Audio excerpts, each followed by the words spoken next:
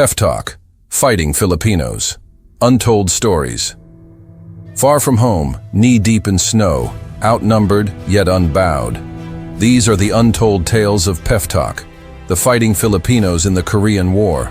Their daring raids, deadly nights, unlikely victories. You'll hear about burial in frost, courage under flame, leadership in darkness. Chapter 1. From Philippine soil to Korean cold, PEFTOK's first missions and losses. Imagine stepping off a ship into a land where even the air burns with cold. No winter gear, no familiar words, just tension, rifle ready. This was PEFTOK's early reality. The Philippines answered February 1950's call. Through President Elpidio Quirino, 5 battalion combat teams were sent to Korea. The 2nd, 10th, 14th, 19th, 20th BCTs. Altogether, about 7,120 men committed. Among them, the 10th BCT was among the first to arrive. Its mission is to secure main supply routes, MSRs, fight guerrilla disruptions, and prepare for full-scale war. But in the cold of winter 1950, they faced more than guns. Frostbite, biting wind, boots that cracked. Supplies were delayed. Cold uniforms were lacking. Many soldiers shivered through nights so cold they could see their breath crystallize. First wound and first death. While patrolling, a guerrilla threatened supply lines along the Naktong River. Private Alipio Siciliano was ambushed, a hidden attack in dense woods. He became the first Filipino killed in action in PEFTOK's Korea deployment. Not during a grand battle, but in a silent night patrol under guerrilla fire. His death was a sobering reminder. War did not wait for preparation. Winter's harsh test and morale. Winter's cruelty exposed vulnerabilities. Uniforms weren't enough. Transport slowed. Supply convoys attacked. Colonel Azurin of the 10th BCT protested the lack of winter gear. The cold nearly became as lethal as the Korean front. Eventually, aid, clothes and boots, came from home. Donations from civilians, clothing drives and schools. Still, many soldiers suffered. Emotional mini-story. Picture Private Siciliano's family in the Philippines was waiting for a letter that never came. His comrades walking in snow-gnarled boots, tattered jackets, clutching each other for warmth, eyes wide with loss. This is the cost before medals, before honors. This is real.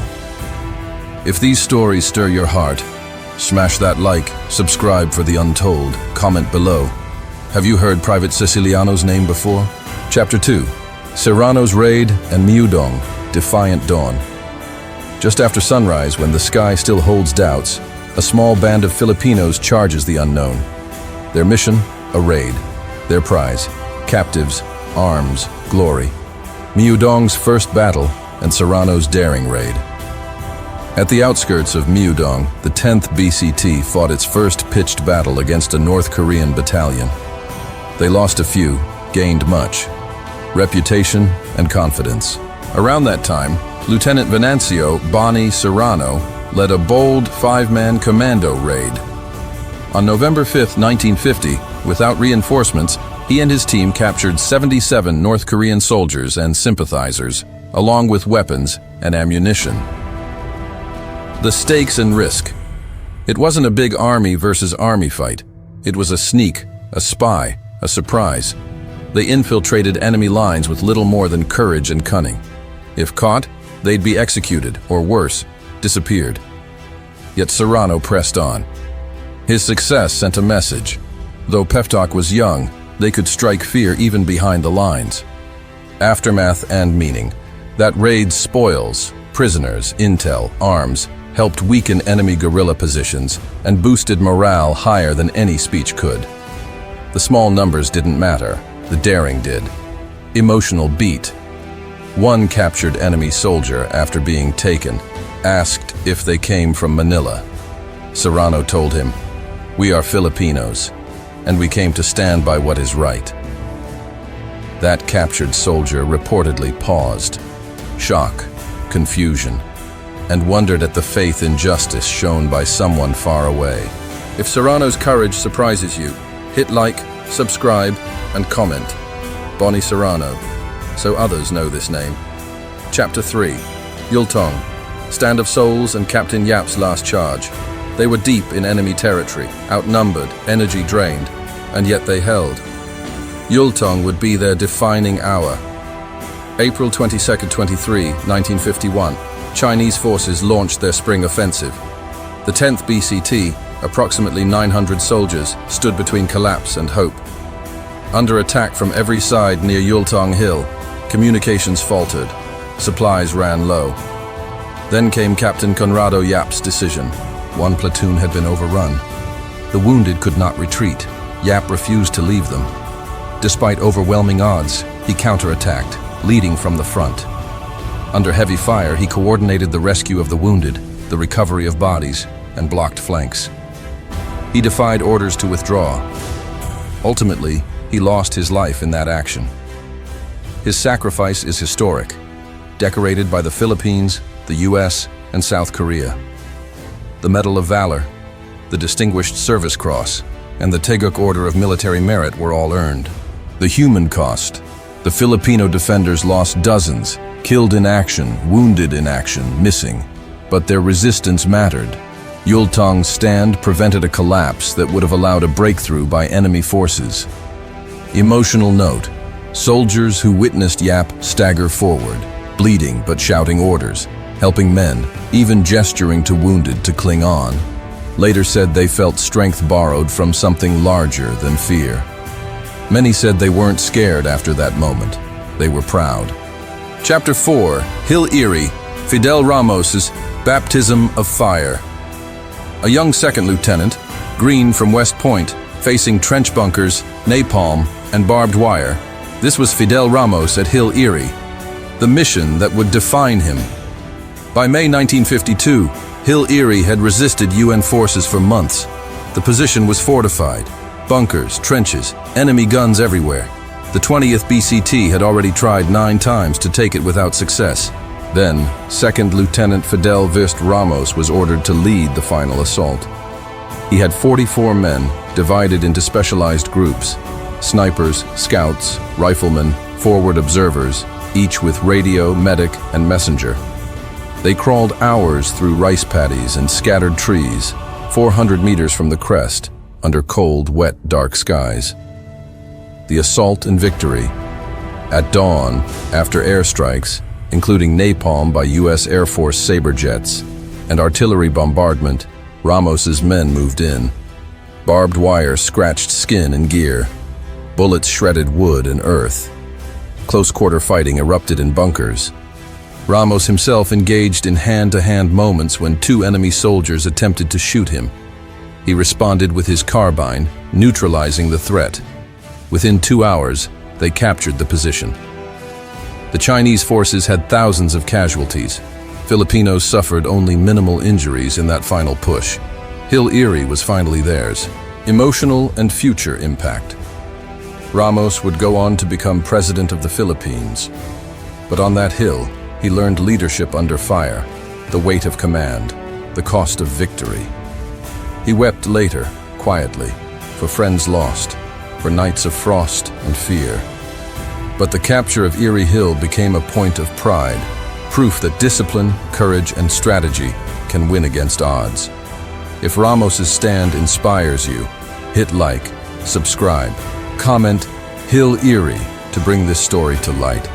Let's make sure his sacrifice is never forgotten. Chapter 5. The Forgotten Names and Legacy Beyond Borders. Not every hero has a statue. Not every name is taught in school. Yet their courage echoes in memory, in treaties, in friendships across seas. Unsung names and lesser-known deeds. 1. Lieutenant Venancio Bonnie Serrano. His daring raid captured prisoners and hearts. Private Alipio Siciliano, the first fallen soul whose name marked the start. Lieutenant Jose Artiaga Jr., Sergeant Cipriano Drapeza, Corporal Jose Palis, names shouted in whispers in barracks, in old veterans' homes. 2. The forgotten march to Pyongyang and the harsh winter conditions. After the first engagements, the 10th BCT advanced north of the 38th parallel toward Pyongyang. They had to secure the main supply routes from Kaesong to Pyongyang. They faced a winter noted as the coldest in 2 centuries, with freezing temperatures far below zero, often without sufficient winter gear. Many soldiers suffered frostbite, cold injuries, hunger, and exposure. 3. Ronaldo Rey Mendoza and the 2nd BCT. Brigadier General Ronaldo A. Mendoza led the 2nd Battalion Combat Team, one of the later battalions in PEFTOK. He earned the Korean War Hero Medal, Distinguished Service Stars, Military Merit Medals, and others. His leadership during reconstruction and peacekeeping operations later in the war is less dramatic in combat terms, but vital, maintaining morale, securing liberated areas, helping civilians.